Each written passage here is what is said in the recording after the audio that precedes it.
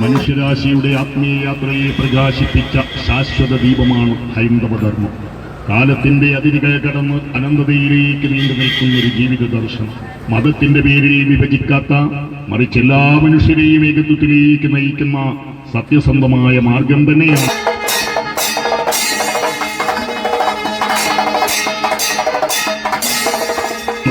സനാതനധർമ്മം. യദോ ധർമ്മസ്തദോ ജയ എന്ന മഹാഭാരത വാക്യവും കേരളത്തനിമയിലേക്ക് എന്ന സന്ദേശവും ഉയർത്തി ഇന്നു മുതൽ ഒക്ടോബർ 21 വരെ കാസർഗോഡ് നിന്ന് തിരുവനന്തപുരം വരെ സംപൂജ്യ സന്യാസിമാരുടെ നേതൃത്വത്തിൽ നടക്കുന്ന ധർമ്മസന്ദേശ യാത്രയുടെ ഉദ്ഘാടനത്തിലും യാത്രയിലും പങ്കെടുക്കാനെത്തിയ സംപൂജ്യരായ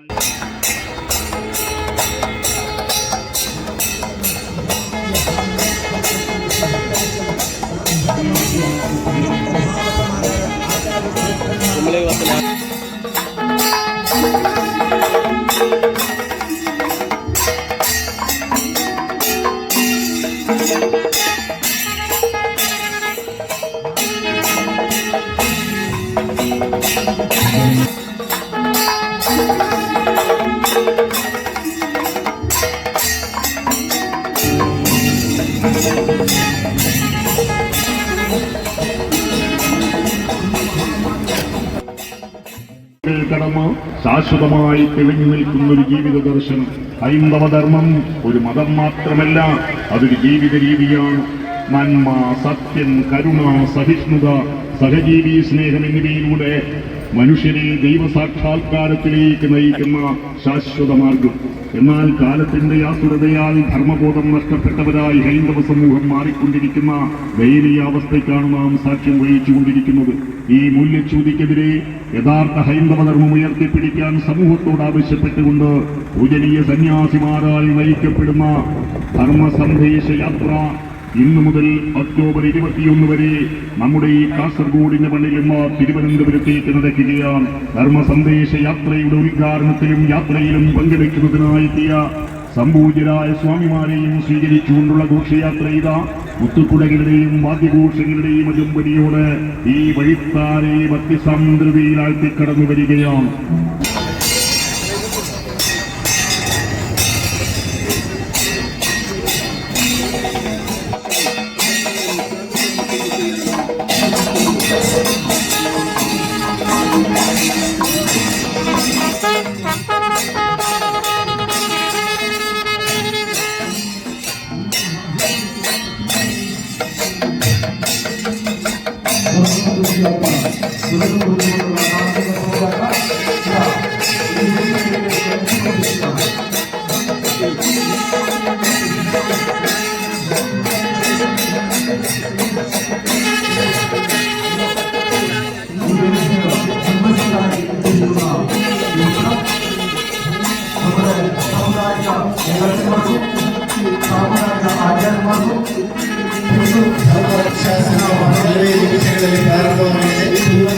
ಈ ಶೋಭಾಯಾತ್ರೆಯೊಂದಿಗೆ ಭಾಗವಹಿಸಿದಂತ ಎಲ್ಲ ಕಾರ್ಯಕರ್ತರು ಅವರಿಗೆ ಮಾಡಿದಂತ ವ್ಯವಸ್ಥೆ ಮಾಡಿದಂತಹ ಕುರ್ಚಿಯಲ್ಲಿ ಕೂತ್ಕೊಳ್ಬೇಕಾಗಿ ವಿನಂತಿ.